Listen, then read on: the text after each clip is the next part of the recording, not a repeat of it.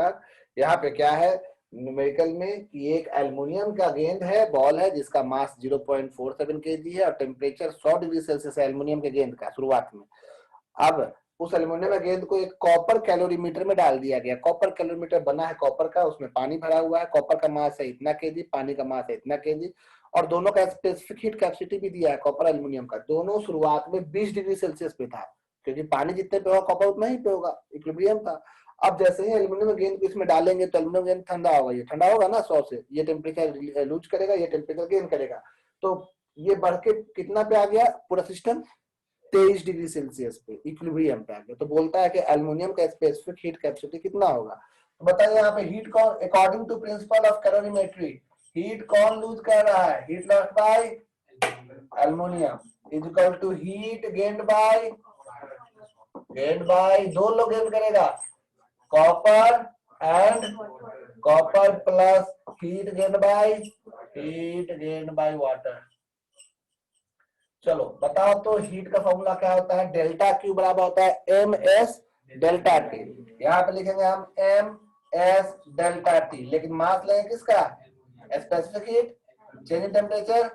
यहाँ पे हम कॉपर का मास एम एस डेल्टा टी, यहाँ वाटर का एम एस डेल्टा टी, लेकिन यहाँ मास किसका लेंगे, copper, specific heat capacity copper, change in temperature copper, यहाँ पे मास वाटर, यहाँ पे specific heat water, change in temperature water. वो अलग बात है कि दोनों का डेल्टा टी सेम रहेगा। खैर मास ऑफ एल्युमिनियम कितना, अच्छा ये बताओ मास ऑफ एल्युमिनियम कितना दिया हुआ है 0.047, स्पेसिफिक हीट ऑफ एल्युमिनियम पता करना है,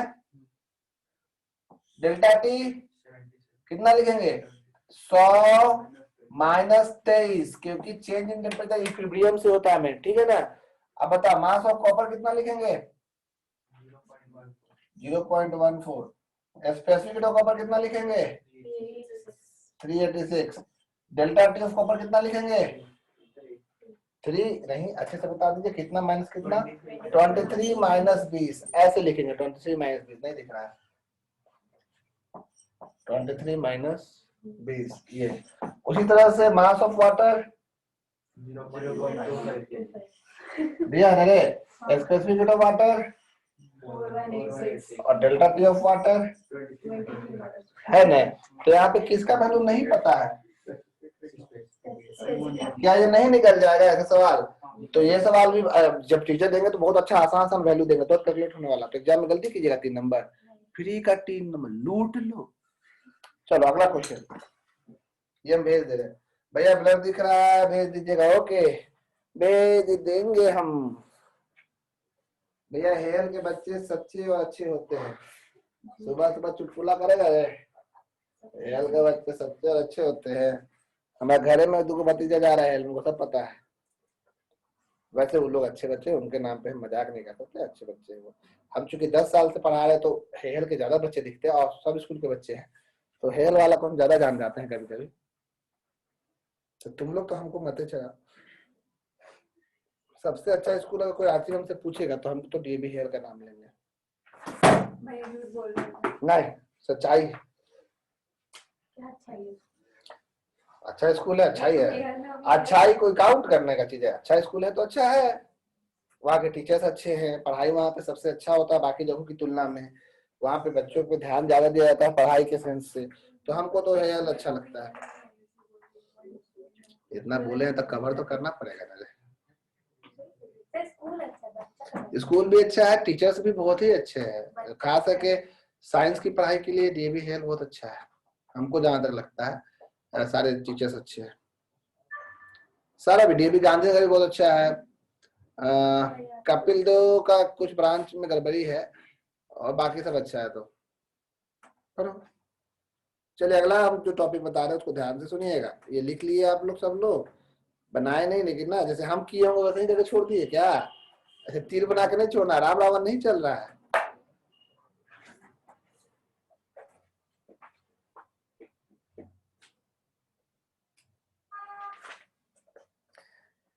एक टर्म यहाँ पे एनसीईआरटी का अगला दिख रहा है, क्योंकि आगे न्यूमेरिकल सिखाने के लिए हमको अनुराग कुमार मिश्रा ने हाथ उठाया है, यस अनुराग फोटो में भेज दिए हैं।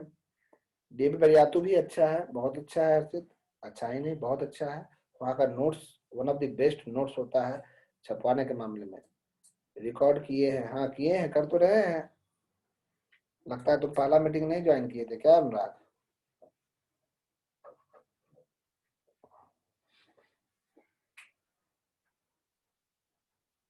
नींद अभी खुला, कोई बात नहीं अनुराग, सो जा फिर से, ये भी रिकॉर्ड कर रहे हैं। हाँ आगे सुनिएगा आप लोग ध्यान से। मिटका देते हैं इसको, मिटका दिए क्या? देखिए चेंज ऑफ स्टेट, जैसे कि एक टर्म यहाँ पे हमको एनसीईआरटी का दिख रहा है, हम एनसीईआरटी को खोले हुए उसी के साथ सिलेबस आगे बढ़ा रहे हैं नॉर्मली, तो गलती से बर्बादी पे हम गए तो लंबा समय लगेगा, और अभी आपको हम सिर्फ एग्जामिनेशन पॉइंट ऑफ व्यू से बता रहे हैं। टॉपिक का नाम है चेंज ऑफ स्टेट। तो इसमें आपको कुछ हम पढ़ने बोलेंगे, ये पेज नंबर हम एनसीईआरटी 282 और 283 की बात कर रहे हैं, उम्मीद करेंगे आप इसको जरूर पढ़ोगे। टर्म का नाम है चेंज ऑफ स्टेट, राज्य बदल देना। क्या चेंज ऑफ स्टेट? बिहार से झारखंड, झारखंड से उड़ीसा जाना नहीं। आप जानते हैं स्टेट बदलना मतलब सॉलिड से लिक्विड, लिक्विड से सॉलिड, या फिर सॉलिड से लिक्विड, लिक्विड से किसमें बदलना? गैस। तो यही होता है चेंज ऑफ स्टेट। तो आप अगर आपके पास एनसीईआरटी तो सब लोग खोलेंगे एनसीईआरटी पेज नंबर 282। हम वेट कर रहे हैं क्योंकि ये काम आपको करना है खुद से, नहीं तो हम लैटेंट हिट का न्यूमेरिकल कब सिखाएंगे। पेज नंबर 282 में आप 11.8 देख रहे होंगे, नीचे लिखा हुआ है चेंज ऑफ स्टेट, दिख रहा है सबको? साथ साथ देखिएगा। एनसीईआरटी कितने लोगों के पास अभी नहीं है, हाथ उठाएंगे। जो दिख रहा है कम से कम आज पर दिख रहा है ना? दिख भी नहीं रहा है, दो बुक है यहाँ पे, एक दे दो, नहीं दिख रहा तो है ना? ठीक है, इधर है ना, 3 बुक है, बताओ कितने? आर्यन तुम्हारे पास एनसीईआरटी पार्ट 2 नहीं है, तुम शर्म कर लो थोड़ा देर।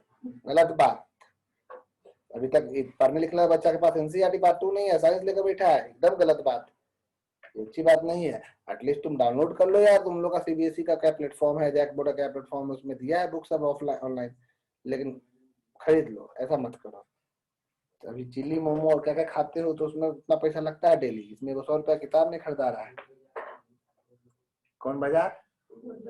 क्या है ये? अच्छा यहाँ पे जो है, हाँ फूड बाजार देखे, वहाँ वहाँ अच्छा बनाता है। अच्छा ये आर्यन नाम का लड़का, कौन है आर्यन? अच्छा अपना आर्यन है वो सॉरी आर्यन, बुक देखो, होगा यार, तुम ऐसे मत करो। क्या तुम भी, तुम्हारे बारे में बोल रहा है लोग कि तुम फूड बाजार में बचा हुआ खाने जाते हो, तो क्या गलत गलत बोल रहा है ये, गौरव बोल रहा है ऐसा। खैर, तो बुक में आप देखिएगा, वहां पे कुछ कुछ टर्म लिखा है, जैसे कि ब्लैक, ब्लैक जो आपको दिख रहा है ज्यादा, वो देखिए मेल्टिंग लिखा हुआ है, दिख रहा है? The change of state from solid to liquid is called melting. कोई बहुत बड़ा बात तो नहीं बता दिए, सॉलिड से लिक्विड जाना मेल्टिंग हो गया। उसी के बाद अगर आप लिक्विड से सॉलिड जाते हैं, लिक्विड से सॉलिड, तो वो क्या कहलाता है? फ्यूजन। दिख रहा है लिखा हुआ। और एक साथ अगर दोनों सब्सटेंस एग्जिस्ट करता है, देखो आगे लिखा हुआ है, तो ये आपको पढ़ के जाना है, मेरे लिए फ्यूजन का केस है, आप ये पढ़ लीजिएगा। मेल्टिंग पॉइंट क्या होता है पता है? बॉइलिंग पॉइंट क्या होता है पता है? पता है ना जी, मेल्टिंग पॉइंट, बॉइलिंग पॉइंट। इसके अलावा एक टर्म यहाँ पे आपको दिख रहा है, वेपोराइजेशन क्या होता है पता है? सब्लिमेशन क्या होता है पता है? चलो सब कुछ पता है, ऐसा मान रहे हैं कि आप ये सब पढ़े हैं, तो आप ये पढ़िएगा। डायरेक्ट आपका अगर चला गया सॉलिड से सीधे लिक्विड में जाके सीधे गैस चला गया तो क्या होगा? सब्लिमेशन। ठीक है, तो सीधे, तो ये सब फॉर्म है, सॉलिड से लिक्विड, लिक्विड से गैस, डायरेक्ट सॉलिड से गैस। तो ये आपको बस कुछ कुछ डेफिनेशंस जान लेना है। मेल्टिंग क्या होता है, फ्यूजन क्या होता है, फ्यूजन बता दिया ना, सॉलिड से लिक्विड से किसमें बदलना? सॉलिड में। सब्लिमेशन क्या होता है? इसमें इसी पेज में ध्यान दीजिएगा, इसी पेज में एक टर्म है रेजुलेशन, गौर कीजिए, रेजुलेशन दिख रहा होगा। देखिए यही टर्म आपको एग्जाम में आने के चांसेस है अगर आप इसको, तो ये सब आपका होमवर्क में जा रहा है, हमको लैटेंट शीट सिखाना है, लेकिन हम ये चीज बोल देते पढ़ लीजिए, फिर भी बुक आपके सामने है तो आप देख लीजिए। ये फोटो आपको दिख रहा है, सबको ये फोटो दिख रहा है?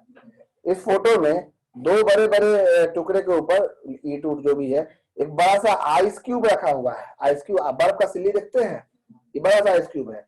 अब बड़े से आइस क्यूब के दोनों साइड आप गौर कीजिए, दिख रहा है छोटा छोटा वेट लगा के एक वायर को भेजा गया है, वायर है, पतला सा वायर, दिख रहा है ये वायर, ये पतला सा वायर है, देखो ये पतला सा वायर, ये अब वायर जो जीआई तार होता है जैसा, उस तरह का वायर, तो वायर जो है अगर उधर वेट लटका दिया, वायर के दोनों साइड अगर तुम 2 ईटा बांध दिए हो छोटा छोटा वेट का, और वायर वहां पे प्रेशर लगाएगा, तो उसके चलते वहां पे क्या होगा, बर्फ पिघलेगा थोड़ा, और पिघलेगा तो बर्फ कटेगा, कटेगा नहीं वायर से, लेकिन कटेगा तो कट के जैसे ही वो आगे बढ़ने लगेगा तो पीछे बर्फ वापस से सॉलिड बनने लगेगा, मतलब प्रेशर जहां पर वहां लिक्विड होगा तो तार आगे बढ़ेगा, लेकिन जैसे ही तार आगे बढ़ जाएगा वहां पे तो प्रेशर घट जाएगा, प्रेशर घटेगा तो वापस में वहां लिक्विड से फिर से क्या बन जाएगा, सॉलिड।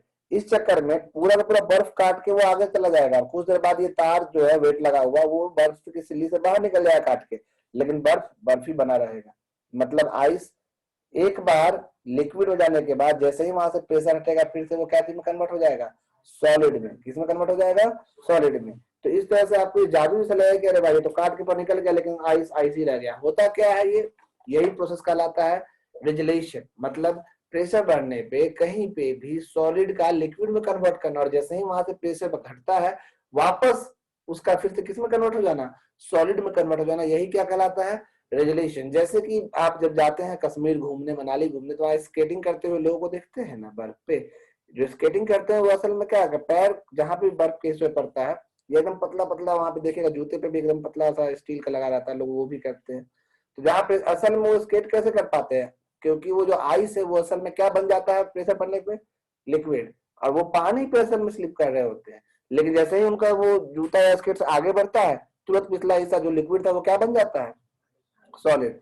यानी कि यही प्रोसेस क्या कहलाता है, रेजुलेशन। तो आपको ये वाला बस एक रेजुलेशन का डेफिनेशन वहीं से लिख लेना है, इसमें तो कोई टाइम पास नहीं होगा, कोई टाइम पास नहीं ना होगा, हो जाएगा ना। ये कुछ ये पेज ही पूरा हम होमवर्क में दे रहे हैं, उसके नीचे देखिएगा ब्रैकेट में कुछ लिखा हुआ है, पढ़िए तो क्या लिखा है वो, पढ़िए क्या लिखा हुआ है ये ब्रैकेट में, यहाँ पे ट्रिपल पॉइंट। अब समझिए आप बहुत ध्यान से, एक बार जब मान लो बर्फ पिघल रहा है तो सॉलिड से लिक्विड में जा रहा है, तो एक साथ दो स्टेट हो रहा है, सॉलिड और कौन सा, लिक्विड। या पानी गर्म कर रहा है लिक्विड से वेपर में जा रहा है तो एक साथ दो स्टेट एग्जिस्ट कर रहा है, कौन सा, लिक्विड और वेपर। एक साथ दो ही स्टेट एग्जिस्ट करेगा जी, जब बर्फ पिघल रहा होता है तो कौन स्टेट होता है एक साथ, सॉलिड और लिक्विड। या मान लो पानी गर्म हो रहा है, वेपराइज हो रहा है, तो उस समय लिक्विड और वेपर। लेकिन किसी सब्सटेंस का एक साथ अगर तीनों स्टेट एग्जिस्ट करे, एक साथ जिस पॉइंट पे तीनों, जिस टेम्परेचर पे जिस पॉइंट पे तीनों स्टेट एक साथ एग्जिस्ट करे, उस पॉइंट को हम लोग कौन सा पॉइंट कहते हैं, ट्रिपल पॉइंट। या ट्रिपल पॉइंट में गौर से देखिएगा, दो एग्जांपल दिया हुआ है और ये लैब में अटेंड कर सकते हैं, ऐसे नहीं। सॉलिड, लिक्विड और गैस तीनों एक ही साथ होगा, तो ये आपको ग्राफ बनाया हुआ है, एक प्रेशर वर्सेस टेम्परेचर ग्राफ, ये दो सब्सटेंस का, एक वाटर का और एक CO2 का। तो आपको ट्रिपल पॉइंट का डेफिनेशन और ये दो ग्राफ कम से कम बना के रखना है, ठीक है। ये बस जरूरी से कर लीजिएगा, ये पेज बस आपके काम के लिए हम दे रहे हैं, होमवर्क में हम कुछ नहीं बोले हैं, सिर्फ ये पेज पढ़ने बोले ताकि आप fusion, sublimation, resolution, melting point, boiling point और ये ट्रिपल पॉइंट जरूर पढ़ के रखिएगा। ये हम होमवर्क में दिए हैं, ये हम पढ़ाए नहीं है अभी, ठीक है, अभी ऐसे ऐसे ऊपर पर बोल दिए, तो प्लीज आप इसको जरूर बना लीजिएगा। हम आगे शुरुआत करने जा रहे हैं मेन टॉपिक जिसका नाम है, अच्छा आगे तक पढ़ लीजिएगा, 284 तक सब्लिमेशन उधर भी लिखा हुआ है। हम शुरू करने जा रहे हैं लैटेंट हीट, बहुत ही इंपॉर्टेंट टॉपिक है, ध्यान से सुनिएगा इसी को, क्योंकि अभी आप स्पेसिफिक हीट जस्ट सीखे हैं और न्यूमेरिकल में समय लगेगा इसमें थोड़ा, तो हर चीज को उड़ा उड़ा के ना पढ़ाना है।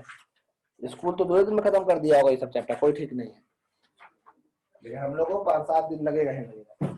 तो कल भी क्लास हम कोशिश करेंगे कि आपका ले लें, सुबह सुबह ही ले लेंगे क्लास, स्कूल रहेगा तो आपका रिकॉर्ड कर देंगे, और क्या कीजिएगा, कितना स्कूल कीजिएगा, हाँ स्कूल का क्लास अवंतन में तो छोड़ दीजिए, आप लोग तो अटेंडेंस से बना बना के लग रहा है ऑनलाइन में कितना तीर मारिएगा। लैटेंट हीट, लैटेंट का हिंदी मतलब क्या होता है, गुप्त।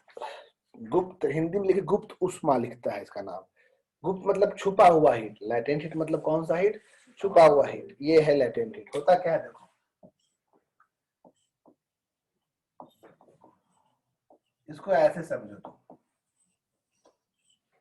कोशिश करना समझने के लिए।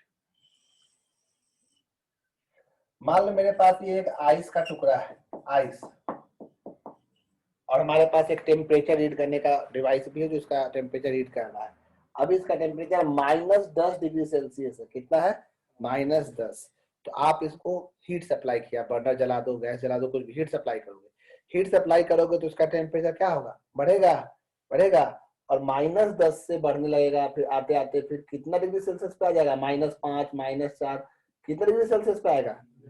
अब ये बताओ, अभी ये आइस कौन से स्टेट में है, और 0 पे भी ये कौन से स्टेट में है, अभी सॉलिड में है ना। लेकिन आप इसको जो गर्म कर रहे हैं वो गर्म करते ही जा रहे हैं, ध्यान सुनिएगा। तो अब ये सॉलिड से धीरे धीरे क्या पे बदलेगा, जब तक पूरा आइस ना पिघल जाए तब तक इसका टेम्परेचर कितना रहेगा। और अब ये जो टुकड़ा है, अब ये बन गया है आपका वाटर। सेम आइस अब क्या चीज बन गया, वाटर। और अभी इसका टेम्परेचर कितना डिग्री सेल्सियस है। सॉलिड से वाटर पूरी तरह, जितना बड़ा टुकड़ा है उतना ज्यादा हीट लगेगा। और जब तक इतना भी आइस बचा हुआ है ना पानी में, इतना भी आइस तैरता हुआ दिख रहा है, उसका टेम्परेचर अभी भी कितना है पूरे सिस्टम का, 0। याद रखिएगा, पूरा आइस जब तक वाटर में कन्वर्ट नहीं हुआ टेम्परेचर कितना दिखाएगा आपको, रीडिंग स्केल में टेम्परेचर कितना दिखाएगा। तो आप बोलेंगे इतना इसको हीट दे रहे हैं, टेम्परेचर बढ़ता हुआ दिख ही नहीं रहा, 0 का 0 है, तो वो टेम्परेचर बढ़ता हुआ आपको दिखाई क्यों नहीं दे रहा है। क्योंकि आप जो हीट दे रहे हैं ना, वो हीट छुप जा रहा है। हीट कब नहीं छुपता, जब आपको हीट का काम है, हीट देते हैं टेम्परेचर बढ़ता हुआ दिखेगा ना भाई, तो न कहेंगे नहीं छुपा। लेकिन यहाँ पे हीट इतना दिए जा रहा है, लेकिन टेम्परेचर कितना से कितना ही रह जा रहा है, 0 का 0 ही रह जा रहा है। इसका मतलब क्या, इसका मतलब असल में यहाँ पे क्या चेंज हो रहा है, यहाँ पे क्या चेंज हो रहा है, स्टेट। क्या चेंज हो रहा है, स्टेट। सॉलिड से किसे बदल रहा है, लिक्विड में। और जो हम हीट दे रहे हैं वो हीट का यूज असल में क्या चेंज करने में लग जा रहा है, कौन सा चीज क्या चेंज करने में लग जा रहा है, स्टेट चेंज। क्या चेंज करने में। और जो हीट का यूज होता है स्टेट चेंज करने में, उसी को हम लोग कौन सा हीट कहते हैं, लैटेंट हीट। जितना ज्यादा बड़ा आइस का टुकड़ा रहेगा उतना ज्यादा कौन सा हीट लगेगा, लैटेंट हीट। देखो -10 से 0 आने में टेम्परेचर चेंज हुआ, यहाँ पे जो हीट कैपेसिटी यूज होगा वो कौन सा हीट कैपेसिटी होगा, स्पेसिफिक हीट कैपेसिटी। यहाँ स्पेसिफिक हीट की बात हो रही है। लेकिन 0 से 0 आए हैं तो यहाँ पे सिर्फ क्या बदला है, क्या चेंज हुआ है, स्टेट। और स्टेट चेंज होने पे आपको कौन सा हीट कैपेसिटी क्या लगता है, कौन सा हीट होता है, कहलाता है वो। तो लैटेंट हीट का डेफिनेशन अगर हम बोले, लिखना नहीं है, तो वो हीट जो कि किसी भी सब्सटेंस का क्या चेंज करने के लिए यूज होता है। और इसका नाम लैटेंट छुपा हुआ हीट क्यों पड़ा, क्योंकि इस समय क्या नहीं चेंज होता है, इसलिए इसका नाम पड़ा। अब देखो, अब हम फिर से जब पूरा पानी बदल गया और आप गैस चालू ही रखे हैं, तो अब इसका टेम्परेचर बढ़ेगा। अब बढ़ते बढ़ते अभी अभी लिक्विड फॉर्म में था, अभी भी किस फॉर्म में है, लेकिन टेम्परेचर कितना हो चुका है। अब थर्मोमीटर लगा हुआ है, रीडिंग स्केल आपको देखिएगा ना 100, अभी भी गैस जल रहा है, अब वाटर में है, गैस जलाया जा रहा है, पानी है, लेकिन अभी टेम्परेचर कितना ही दिखा रहा है। हम बोले इतना तेजी से बढ़ रहा था टेम्परेचर, अचानक से 100 पे जाके रुक का है गया, पानी खोल रहा है, क्योंकि अब वो असल में वाटर से किसमें कन्वर्ट हो रहा है, वेपर में। और जब तक पूरा का पूरा पानी वेपर में कन्वर्ट नहीं होगा तब तक उसका टेम्परेचर कितना दिखाएगा, 100। तो ये जो स्टेट बदला, यहाँ पे भी क्या चेंज हुआ, स्टेट चेंज हुआ। ये स्टेट चेंज हुआ, यहाँ पे भी आपको कौन सा हीट यूज होगा। तो इस पूरे प्रोसेस में 4 बार हीट चेंज हुआ, 4 बार टेम्परेचर हीट का यूज हुआ। पहला बार -10 से कहाँ आए थे, इसमें टेम्परेचर बदला था, इसमें टेम्परेचर, लेकिन क्या नहीं बदला था, स्टेट। क्या नहीं बदला था, ध्यान सुनिएगा, टेम्परेचर बदला था, स्टेट नहीं बदला था, यहां से यहां तक, यानी स्पेसिफिक हीट। लेकिन 0 से 0 में क्या चेंज हुआ, लेकिन क्या चेंज नहीं हुआ। तो यहाँ पे कौन सा हीट यूज हुआ, लैटेंट हीट। 0 से 100 में क्या बदला, टेम्परेचर बदला, लेकिन क्या नहीं बदला, स्टेट नहीं बदला। मतलब यहाँ कौन सा हीट यूज हुआ, स्पेसिफिक हीट। लेकिन फिर 100 से 100 में क्या बदला, तो ये क्या कहलाएगा, latent heat. So the amount of heat which is used to change the state of a substance is called कौन सा heat, स्टेट 2 बार चेंज हुआ, एक बार सॉलिड से लिक्विड, एक बार लिक्विड से वेपर में। तो जब सॉलिड से लिक्विड में जब स्टेट चेंज होता है उस समय जो हीट यूज होता है उसको कहते हैं latent heat of fusion, latent heat of fusion. और जिस समय लिक्विड से वेपर में जाता है उसको कहते हैं लैटेंट हीट ऑफ वेपराइजेशन। ये लैटेंट हीट कितने तरह का होता है, 2 तरह का। एक बात सुनिए बहुत ध्यान से, अगर आपसे पूछा है कि लैटेंट हीट क्या होता है तो आप क्या बोलेंगे, the amount of heat, the amount of heat required to change what, to change the state of a substance। अब सुनो, बर्फ का टुकड़ा लेंगे छोटा तो हीट कम लगेगा, बड़ा लेंगे तो ज्यादा लगेगा। यानी जो हमको हीट अप्लाई होगा वो डायरेक्टली प्रोपोर्शनल होगा किस चीज के, क्योंकि यहाँ टेम्परेचर चेंज होता नहीं है। अगर हम यहाँ पे प्रोपोर्शनलिटी का साइन हटाएंगे तो यहाँ पे कांस्टेंट लगाना होगा एल, क्या लगा दिए एल, और यही एल कहलाता है, एल ही कहलाता है कौन सा हीट, लैटेंट हीट। बहुत ध्यान से सुनिएगा, इसका ऐसा यूनिट क्या हो जाएगा, इसका ऐसा यूनिट हो जाएगा हीट का जूल, मास का केजी। तो लैटेंट हीट का डेफिनेशन भी हो जाएगा, अगर मास 1 केजी ले लेंगे तो amount of heat required to change the state of कितना मास, यूनिट मास।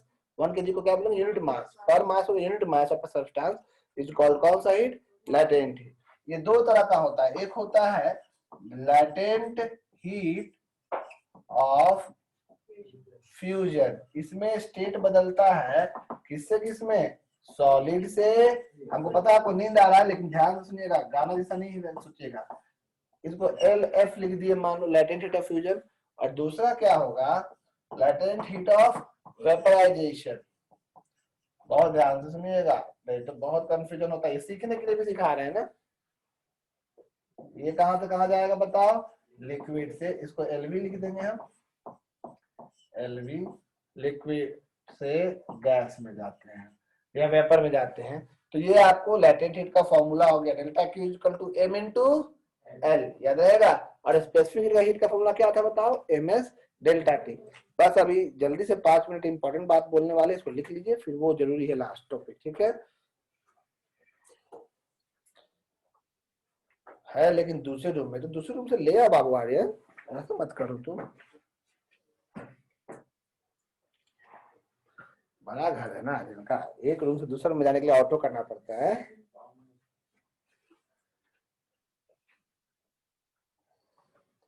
आर्यन घर तो बड़ा है, गए हुए आर्यन के घर पे हम गए हुए हैं।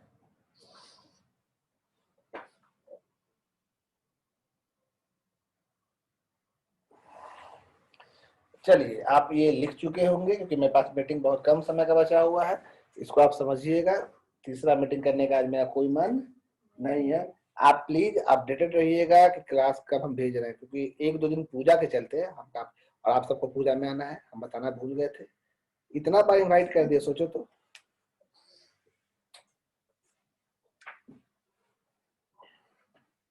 हो गया रे, आप ही के पैसे से पूजा हो रहा है, आपको आना चाहिए ना भाई, कम से कम पैसा का प्रसाद तो खा के जाएगा। हो गया, गुड।